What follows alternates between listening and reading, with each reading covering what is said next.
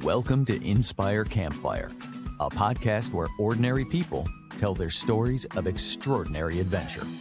These are campfire stories meant to inspire the rest of us to light the fire within, get outside, follow our dreams, and return to tell our own stories. Ready? Let's strike the match.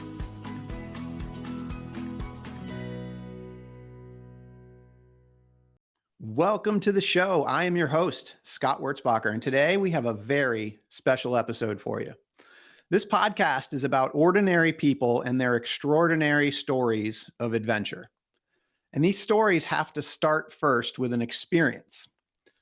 When we return from the experience, then we have to tell what happened, what we learned, and the way we tell that story matters as much as anything.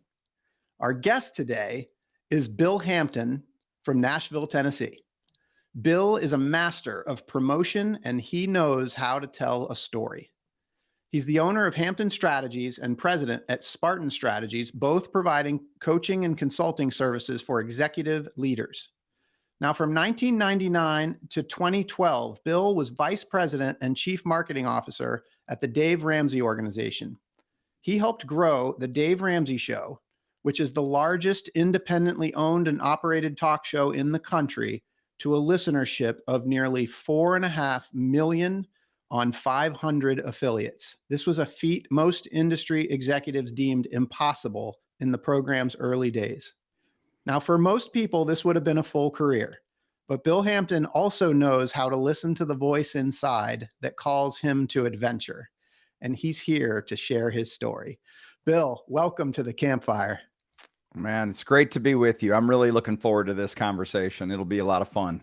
I am so excited. I had a chance to see you speak on stage at a Brian Buffini event last spring, and then got introduced to you by my friend and also friend of the podcast, Carl Miller, who was episode number 3. And so I'm just so excited to have been connected. And I wonder if we could just maybe start with your time at the Dave Ramsey Show. Let's just go straight there. Yeah. So Scott, I was moving my company. I was a concert promoter in Atlanta, Georgia. I also had a music management business at 24 years old. And I was moving the company to Nashville in 1995. And I was driving the U-Haul truck to Nashville. I was broke. I didn't know why I was broke. I made enough money, but I just always felt like I never had any. I'm flipping radio stations, and I heard a hillbilly on the radio talking about money. And turns out that hillbilly was Dave Ramsey. I pulled the U-Haul into the apartment complex and went upstairs. And the first person I called when I got to Tennessee was Dave Ramsey on the radio. And I asked him a question. And he said, I tell you what, come out to this class that I teach at a local Holiday Inn. It was called Financial Peace University. So he had me out to that. And Dave and I became fast friends. And that started I worked with him for 12 years, but we really worked closely. Even before I started working with him, I taught his classes and did things with him. So it was about a 17-year relationship. It's awesome. By the way, FPU FPU leader right here. So, awesome. Fantastic. Big fan of Financial Peace University. Life changer. It really was. Yeah. So, I mean, you guys, together from those early days and those 12 years that you guys were together, like huge changes. And a lot of that was through promotion. And I would love if you could just kind of take us through the progression of how that all happened. Yeah. Dave said something to me in one of our early conversations that I never forgot. I told him, I said, Dave, man, I love you. The principles you teach have changed my life. But Dave, you want me to come in and run your radio division? I don't know how the signal gets from the studio to the car. I have no clue how radio works. I've never thought about it. And that's when he said this to me. He said, Bill, that's exactly why I want you. Because if you were a career radio guy, you wouldn't believe we could accomplish what I'm getting ready to tell you I want to accomplish, and what he felt like the Lord had laid on his heart. And you know what? He was exactly right. If I was a career radio guy, I would have told him all the reasons why what he wanted to do and how he wanted to do it couldn't be done. But I didn't know any better. And so we were able to look at it with a fresh perspective and just go, okay, where are we today? Where do we want to be? And how do we get there? How does this work? And so everything we went into, every adventure we had in this thing was just, okay, we want to take down that radio station. We want to climb that mountain. How do we do it? And a lot of times it was just sheer will. It was just, we're going to accomplish this no matter what. And the reason why is we weren't doing it for a paycheck. We were doing it. We were truly on a mission. Dave was on a mission. And as the leader of that mission, he passed that down. He inspired us to go fight on his behalf to lead people to healthier marriages and better relationships with their kids and better lives through their finances. We were committed to it and we were able to make it happen. Yeah. And I think what really struck me is, this idea that, essentially you were green in the industry. And I mean, the reason why he said he wanted you was for that reason, because the folks that had been kind of, I'm going to use the word stuck, kind of have been there, done that. They see what can go wrong, and they kind of have let these sort of fears and doubts like essentially become part of their subconscious. And so they're more likely to shoot these things down. And I think that's a great topic for us to talk about here as we talk about this voice that calls us to adventure, because so many of us allow that fear and all of that resistance that we've built up over time to keep us from doing the stuff that we know we really want to do. Well, it's so true. People, we just give too much credit to what people think about what we want to do or how we want to do it. And really what it comes down to is people are just afraid of not looking the part, or they're afraid of being embarrassed, or they're afraid of not looking like one of the cool kids. And man, that mentality holds us back from doing so many things. And, people in radio, career radio people, they wouldn't want to look like the outsider who does it. You have a box, you have a formula. This is how it's done. And, I've been able to carry the principles I learned in the lessons I learned with Dave and how we went about things. I've carried it into every aspect of my business, where I don't go into any venture, anything going, I mean, I want to know how the game has been played traditionally. I do want to know the rules. Yeah. I don't want to take a baseball to a football game, but as soon as I understand the basics, now I want to step back and look at it with fresh perspective and go, what if we tried this? Has anyone ever done that? And boy, that really opens some interesting conversations. So, yeah, and from day one, I mean, what you're talking about right here, from day one, you talked about people being afraid of like what other people are going to think, but you called him a hillbilly. And the first thing you did when you got to Nashville was to call in. Like you weren't afraid. Like you picked up the phone. I mean, that first step that you made, most people wouldn't even do that. So I guess I'm curious, like where did that for you, where did that develop? Where did that passion to not be afraid? I'll say this. Not only did I call him on the radio, but when Dave asked me to come join his team, I was 27 years old. And I was going to earn $100,000 that year at my previous job. And this is in 1999. Yeah. And Dave, after he got done telling me that inspiring statement that if I was from the radio business, I wouldn't believe he could accomplish. Then I said, well, what's it pay? And he said $36,000. And I had my second child on the way. I was going to make $100,000. He offered me $36,000. But he said, but Bill, I promise to share with you whatever you bring in.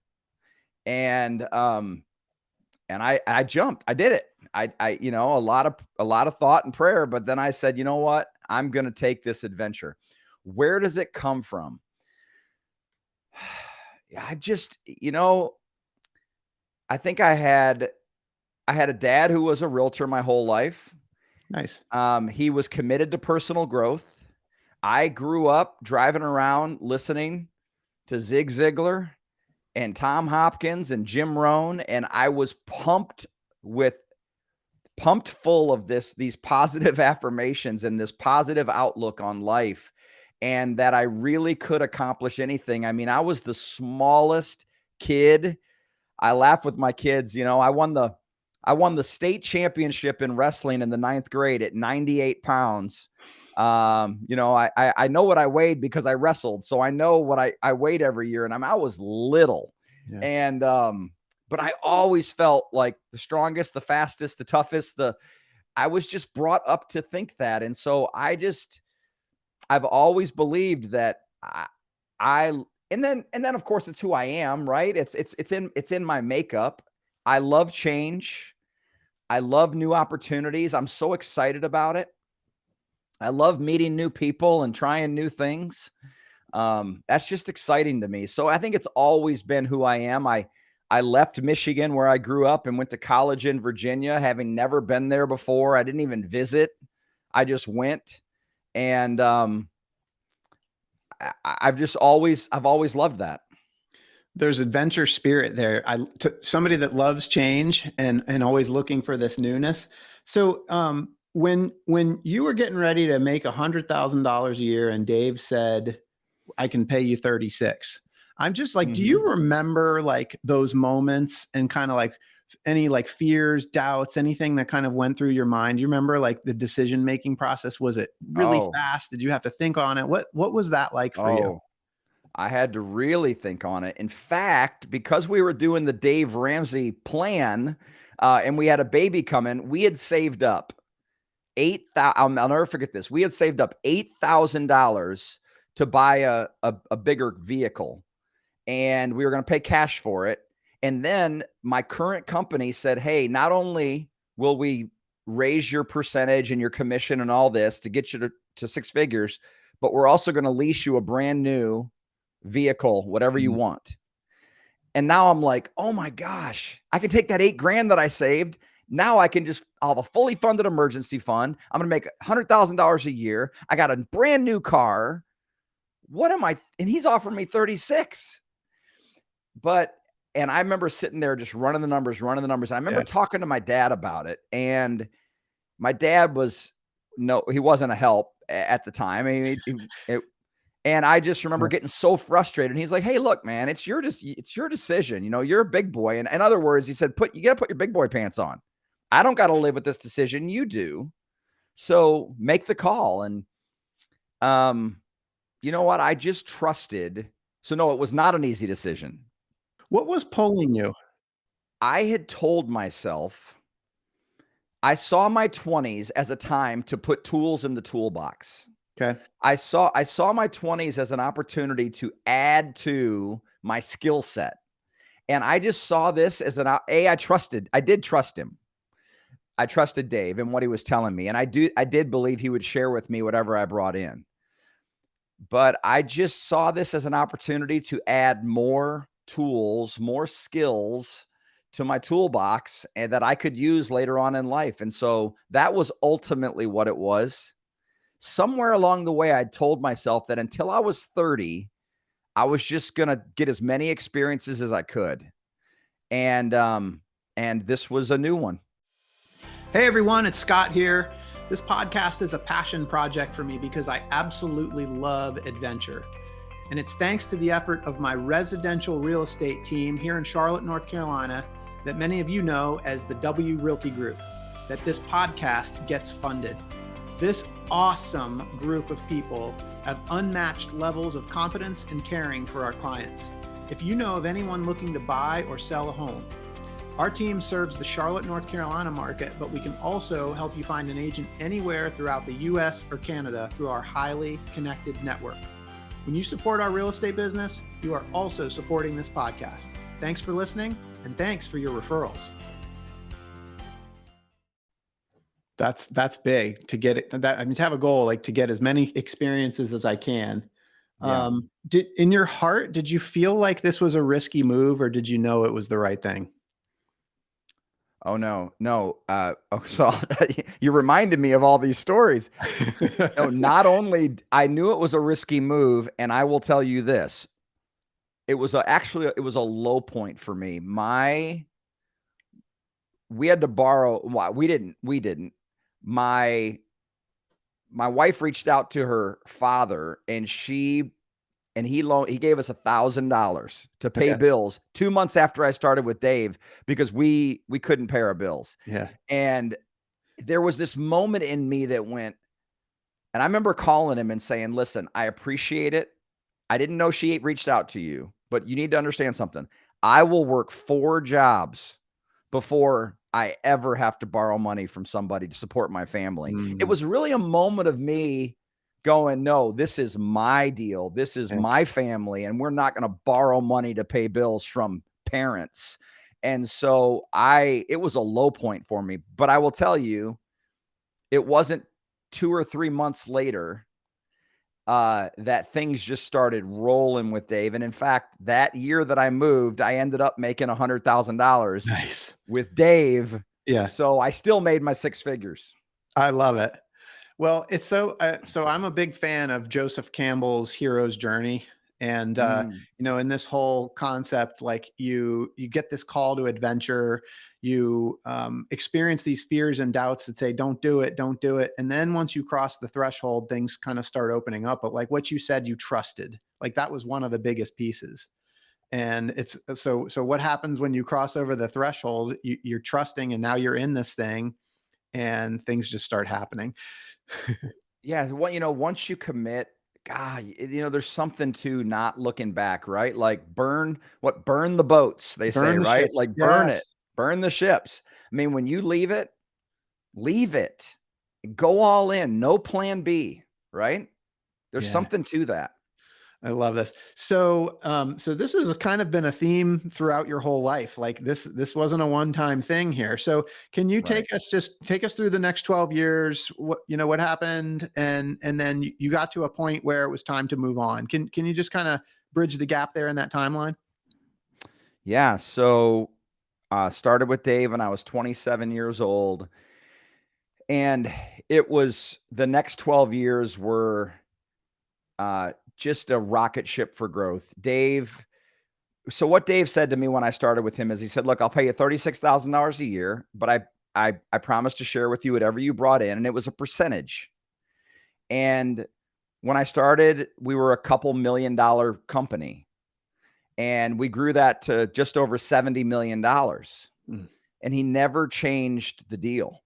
yeah. And that's unheard of. Yes. Like, how many times do we hear in corporate America, people, leaders will do a deal like that, and then someone starts killing it, and they go, "Well, we didn't know it would be that big of a number. Right. Let's change the deal," right? They Right. demotivate these salespeople. Right. Dave didn't do that. He stayed true to his word, and that number got really big. And 6 figures turned into multiple 7 figures every year. And you know what? I just got to a point where I accomplished everything that my limited vision at the time thought I would ever want and that I would ever accomplish. Um, and so there's just this thing in me was going, man, I come in, I sit in my seat, I go to a lot of meetings, I lead people. Everything I once did, I've hired people to do. I have 200 people on my team, 11 leaders leading those 200 people. We're just continuing to roll. And I was just, I was ready for a new challenge. I have to have a hill to climb, and that is in me. I got to be careful not to self-sabotage myself because sometimes I'll dig a hole just so I have to dig out of it. And and so Dave and I had a great conversation around it, Yeah. and but we just agreed that it was time to I was going to go do something else. And another thing I told him is I said, Dave, the Dave Ramsey brand, this company, it's a Mhm. huge safety net. And I'm just at a point where as good of a leader as Dave was and as much responsibility as he gave me, and I really was running my deal, it still wasn't 100% mine. Yeah. And I just felt like it was time to step out and see if I could go do something on my own. Yeah. And as part of this, you mentioned something inside of me. So I'm going to come back to that voice. So here we go again. You had that, in the beginning back in 1999, you had that voice that called you and said, I'm going to go do this thing with Dave. And now here we are again.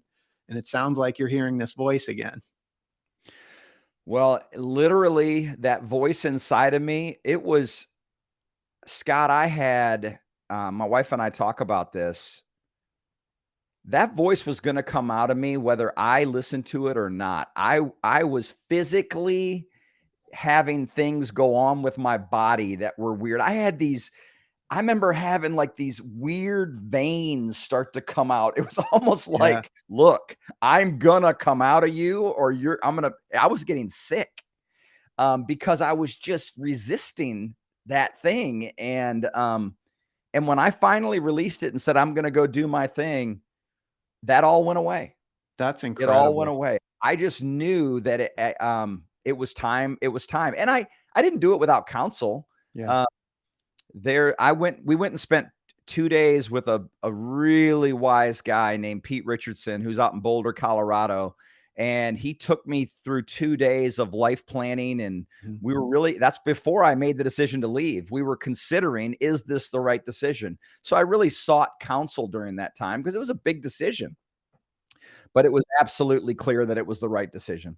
So I love that what you shared here. So I mean, again, coming back to the hero's journey, like like this, there's a voice inside that's calling you to the next stage. And it sounds like your mind was resisting, your body was rejecting the resistance.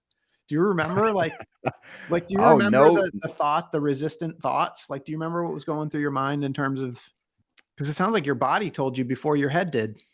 Yeah, yes, it sure did. It sure did. And, as I look back on it, it's so difficult to leave comfort and security and safety, Yeah. especially when you've become accustomed to living a certain style of life.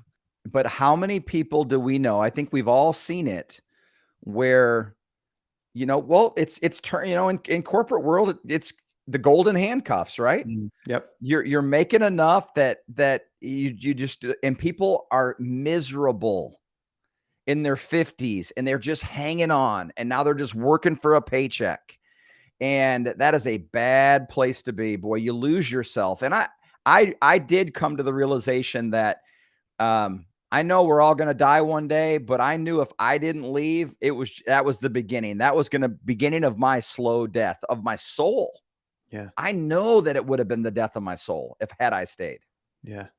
Well, I can't help but bring up like one of the things, like you're somebody that likes change. So I Loves it. can only imagine how it might be for somebody that doesn't like change. They want that comfort, security, and safety, and they don't like change. Yeah, and Scott, I'll say this. I don't know that everyone has to leave. Like, you don't have to leave. There were I but I tell you what, you better change your circumstances. You better figure out a way to find that excitement. Um, I hate to keep saying, how many times have we heard, but Yeah. we've seen Yeah. the battlefield, right? Especially with men. How many men screw up their lives because they get bored with their Yeah. life and they just go through the monotony of the routine day in and day out? And then what happens? An affair or this or that. And they just mess up their life because they were stuck and they weren't willing to step beyond it and to face it and to confront it and to figure out a way. I think monotony of routine, that just over Groundhog Day, Mhm. which is tomorrow, Yes. right? Yeah. It is Groundhog Day. tomorrow. Very Yeah. fitting. Yes. I just think that is the death of men, especially in their upper 40s going into their 50s. That's a dangerous place to be. So what I'm hearing you say is that, I mean, this is a discussion about why it's so important to listen to that voice and pay attention. Yes. Yeah. And you don't have to jump, but maybe you start to plan Yeah. to jump. You Yeah. start planning that. But look, I said it. I had resources, so I didn't jump blindly. I didn't put my family in a terrible spot. But I planned, and I had I had some time there. So I'm not telling someone who, if they're living paycheck to paycheck right now, to jump immediately, but start the plan. Start learning some new things. Start looking out there. Start considering what life could be. Start getting some counsel about what it could be. I love I love the saying, we overestimate what we can accomplish in a year, and we underestimate what we can accomplish in 5. Yeah. I think it's so easy to think, I'm going to look at that. Like, I'm going to do that. And then you look up and 5 years is gone and you still haven't done anything. One of my favorite authors is Stephen Pressfield. He wrote the book, The War of Art. Love that book. And what Pressfield says is, he talks about the difference between amateurs and pros. And he says the sure sign of an amateur is they have a million plans and they all start tomorrow. And man, that just hit me. I'll start my diet tomorrow. I'll get in shape tomorrow. I'll take that trip tomorrow. I'll quit drinking so much tomorrow. No, pros start today. Do the work. Doesn't mean you have to jump, but you got to plan. You got to start the plan. Yeah. Yes. I love that. So Bill, you followed the voice. Can you just I want to get to some other things, but just for listeners, some of the other adventures that followed the Dave Ramsey show for you. Yeah. So I left Dave, and didn't know what I was going to do. Didn't know what I was leaving to. I just knew I needed to leave. I got me a little 1-room office in, the southern town of Franklin, Tennessee, just south of Nashville. That's where I live. And I would just go to that office and I would take naps in the afternoon. Nice. I would read a lot, and I'd walk around town, and I would just think and consider what would my next chapter be and how could it be different? And when I would do that, Scott, I would pass an old green Jeep pickup truck on the side of the road. And it had a sign next to it that said fresh Georgia peaches. And the whole scene was so Americana. The truck, the peaches, even the brown paper bags the customers got their peaches in. I loved everything about it. As a branding guy, I was like, oh, that's on brand. So one day I stopped and tried those peaches for myself. And I got to tell you, like, I took a bite of that peach fresh off the tree, and the juice just poured off my chin, and it was unbelievable. So the next day I stopped and talked to this couple selling those peaches. And I said, hey guys, I'd like to invest in your business. And they were like, invest in what? We just sell some peaches from my family's farm in Georgia. But it was the whole around the time that farm to table was really big, and people organic, and people wanted to know where their food came from. And I was just watching what they were doing. And I said, I think it could be way bigger than that. And I'd like to be involved.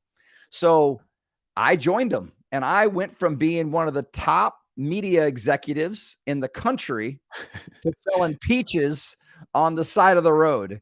And I would get up early every morning. I'd deliver hundreds of 25-pound boxes of peaches to locations all throughout Middle Tennessee. And then I'd go set up my own little stand at the farmer's market, and I would talk to customers, which I hadn't done in years. And I would look, I'd watch their reaction, and I'd tell them why the peaches were so good. And when they still weren't sure they wanted to buy, I'd just cut them a slice. And then and I would do that hand-to-hand sales, and I'd watch their reaction. And, the cool thing was, here's what I knew when I left Dave. What I knew is I didn't feel alive, like in my spirit. I didn't feel alive anymore.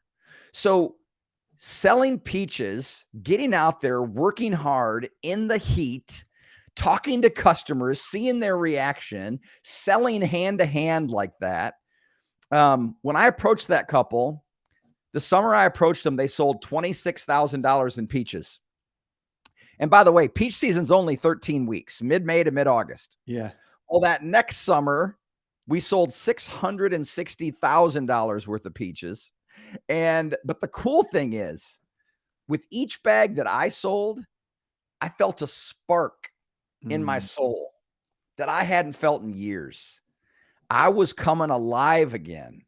And so, other adventures, I don't sell peaches anymore, but I because of that one summer, I go, boy, I'm only gonna do what I love.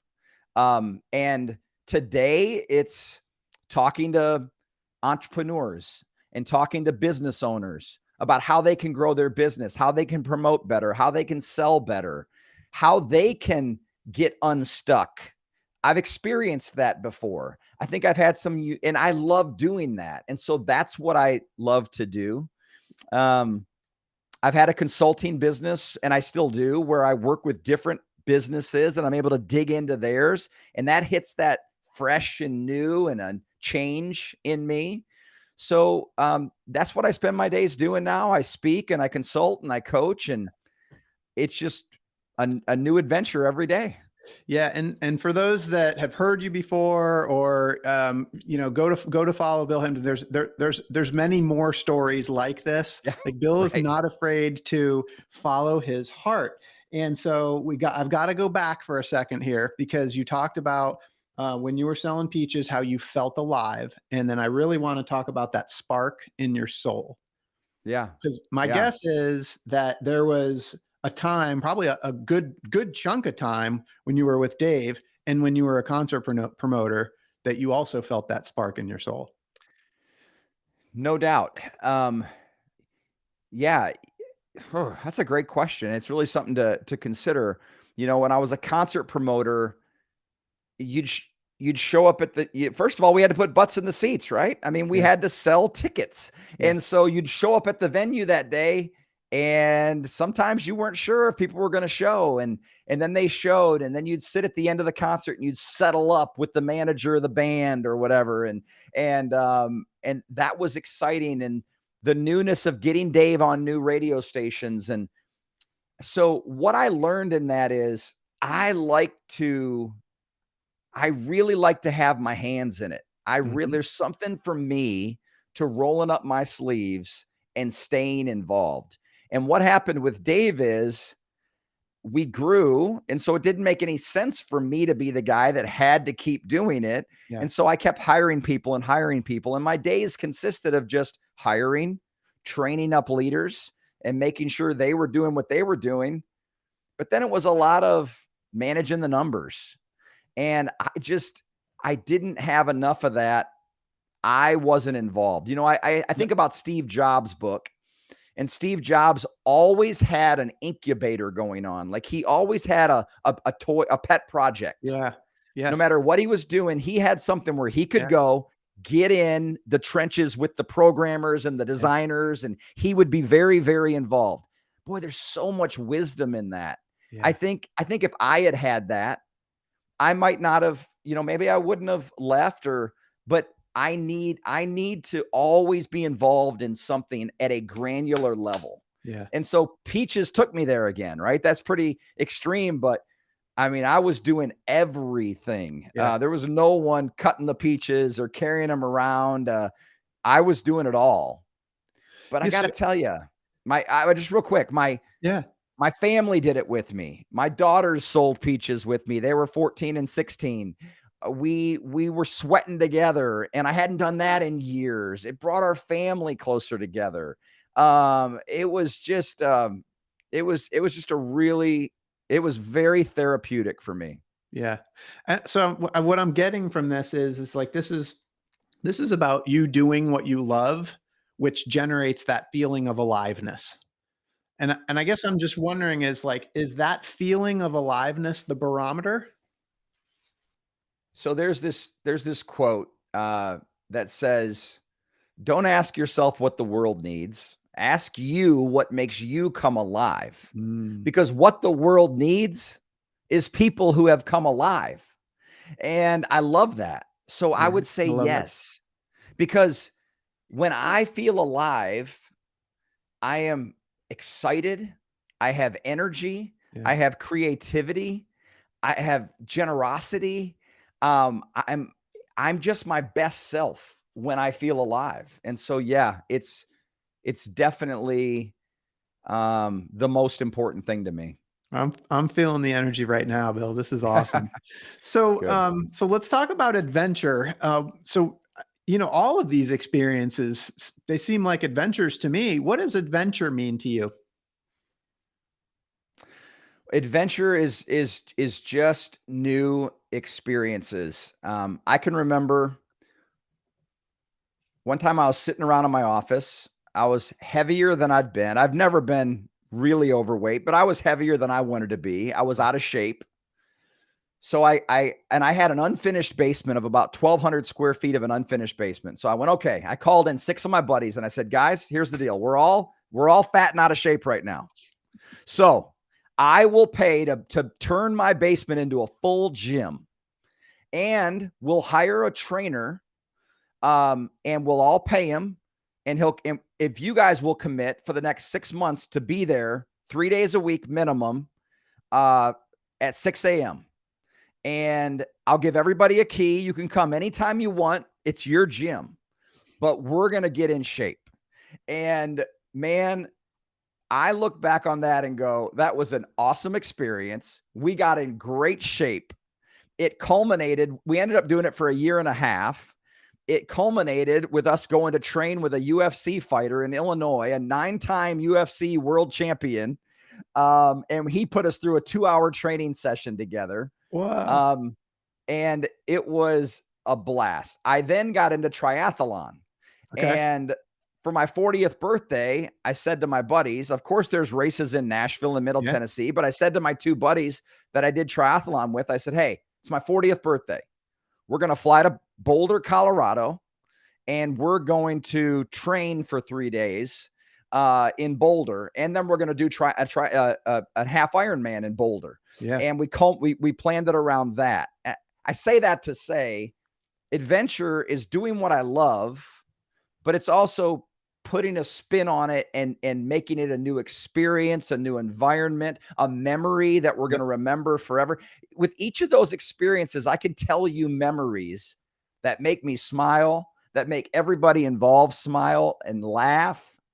It was just, so those are the adventures that I love to create. They're curated moments. Yeah. I'm hearing in as a common thread in all of these connection with other people. But I'm also curious because with triathlons, like there's a huge degree of struggle, right? You've got to train for the triathlon, and it's like, there's pain involved, right? Yeah. Is that part of it? You're reminding me of so many things that I've said. You're very good at this. I remember just feeling stuck one time, Yeah. and I was not pleasant to be around. And my wife, she's like, "What is the problem?" And I'm like, "You know what? It's been too long since I defied death." I said, Nice. it's been too long since, in other words, since I risk, Yeah. since I did something that was a little bit scary. Yeah. It made me nervous. That's Yeah. what I was saying. Yeah. And I just recognized that, like, it had been too long. Life was too comfortable. It was too safe. Yes, I have to have that in my life. And I typically like to suffer. They talk about our pain cave. I like to see how long I can go in the pain cave. That has always drawn me. Yeah. There's something primal about that, right? There's agree. just something primal about struggle. So I'll tell you my latest adventure that would be very, very easy for some people, but for me personally, it checks all the boxes for me. So I didn't grow up camping. I didn't grow up in the woods. Mm-hmm. I was afraid of the dark most of my life. I'm certainly afraid of all the things that creep and crawl in the dark, right? Yeah. Yeah. But I was listening to this podcast one time, and this guy was talking about how he lived at the base of the Grand Canyon for 7 days with nothing but a journal. And it was the most powerful time of his life. And I went, you know what? I live in Tennessee here. There's plenty of places to go. I'm going to go for 3 days. in the woods. I'll have a tent, but that's it. I'll have, I'll be able to make a fire, and I'll take a journal. No devices, no phone, no nothing. And I'm going to live for 3 days in the woods by myself. Now, some people might go, what's the big deal? Let me tell you, just saying that to you gives me tremendous anxiety. You're But I giving me know, chills, Bill. I want to come with you, but that would defeat the whole purpose. that would defeat the purpose. I have to be scared. I got to lay there and hear the raccoons and be a nervous wreck. Oh But man. I know there's going to be a breakthrough in it for me. And I will do that. I want you to do that so bad. Oh man, I think that just sounds amazing. We're gonna have to have a lot more conversation about that one. For sure. I'd love it. And I will certainly document it for sure. But it will be I think it'll be powerful. What scares you most about that? Oh my gosh.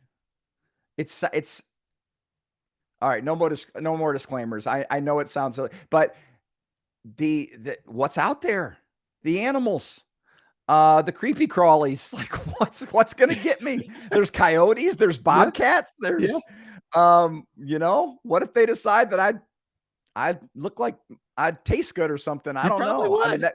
I mean, I've been watching these shows on YouTube of these guys who stay out. I watch like Alone and stuff, and I watch these shows and I think, okay, the fire will keep them away. If I can just keep my fire going, that will keep them away. And so I'm trying to learn and the courage is there. I'm going to do it. Yeah. But I'm learning now what's going to help me. Yep. Well, and again, this is that hero's journey, right? As soon as you cross over the threshold, then all of a sudden, all of these guides start appearing to help, and you don't even expect them to be there. I want you to do this journey so much. This is so cool. Well, you know what? So Scott, as I tell you about it, and I really have not shared that with many people. Now I've just shared it with your whole audience. But as I talk about it, what that touches in me is I want to be able to look at my kid, and I always have, but I want to show my kids, like, guys, like nothing, face your fears. Yeah. Get uncomfortable. Don't stay comfort, man, and complacency. That's a killer. Yeah. Keep pushing. Yeah. I've always challenged my kids to make their world big. I remember my daughter told me one time, she said she was in like a sophomore in high school, and she's like, and there was like 600 kids in her grade. And she was like, there's nobody to hang out with. And I'm like, hold on, stop. You have like 4 friends.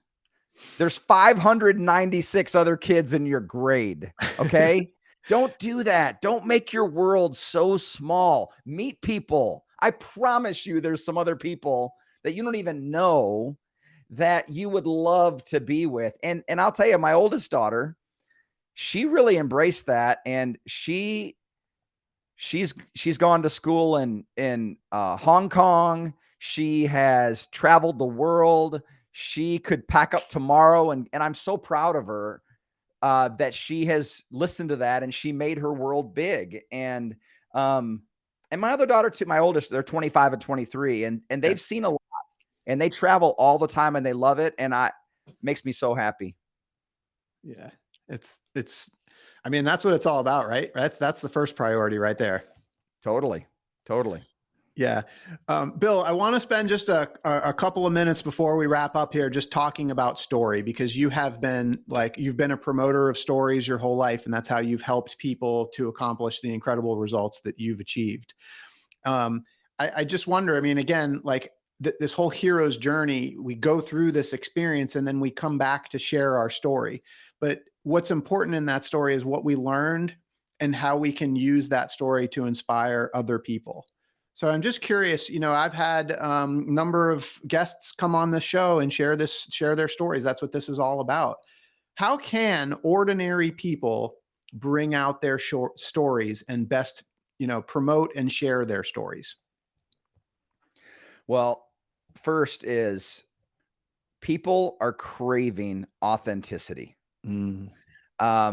it's got to be authentic. And let me tell you, people who are authentic, they're attractive.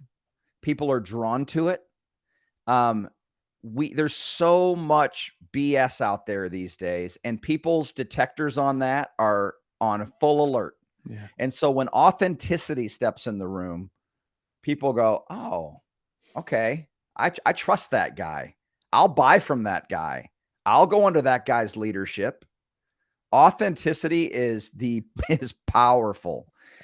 So oftentimes we talk about our successes. We talk about the things we've accomplished. People don't care about that. People care about, how did you get there? Yeah. Tell me about the journey that got you to the place where you could accomplish those things. Yeah. They don't care about what you accomplished. They care about what you overcame in order to accomplish that. And so that's all tied up in our story. So I think if you keep it authentic, and if you talk about the journey rather than the destination, that's what people are attracted to. There it is, folks. Wise words from Bill Hampton. So amazing. Bill, like, your story is incredible. All of these journeys that you've taken and all the people that you've inspired, there's no question in my mind, Hollywood is they're going to pick up on your story, and they're going to make a movie about you and your life. And when they do, I want to know who the Hollywood actor is going to be that's going to play you in your movie. Oh boy. Well, I don't know if he'll be too old by that point, but I hope. But my favorite actor I would love for that is Tom Hanks. Oh, nice. I love it. That's Tom Hanks is my absolute favorite. Awesome. Yeah, I think he can do it. He's talented. He's versatile. Yeah, he could do it. He can do it. What's your movie going to be called? I would say The Next Move. Ooh, or What's the Next Move, or something like that. The Next Move, starring Tom Hanks. The story of Bill Hampton. We're definitely going to see that movie. That's going to be amazing. Bill, if people are interested in finding out more about you, what's the best way for them to go ahead and do that? I tell you what, they can visit my website at hamptonstrategies.com. But I tell you, if any of your audience is on Instagram or Facebook, Instagram is at the Bill Hampton. And I do 30 to 60-second clips almost daily, and just talk about leadership and growth and personal growth and development. And hopefully there'd be some things on there they'd enjoy. Yeah, your stuff is great. I'm a subscriber and I love watching your content. Great. So definitely log in there. Thank you so much for spending time with us today. For those listening, I hope you have been inspired today as much as I have. Hope that Bill's story has encouraged you to listen to the voice inside that calls you to adventure, because we want to hear your story next. If you have a story to tell, or you need a nudge to create one, please send me an email. We'd also appreciate it if you'd help us spread the word by leaving a review and sharing or tagging Inspire Campfire in your social media. And until next time, I want to encourage you to get outside. Thank you for listening. Bill, thank you so much for being here with me today. Thanks for having me, Scott.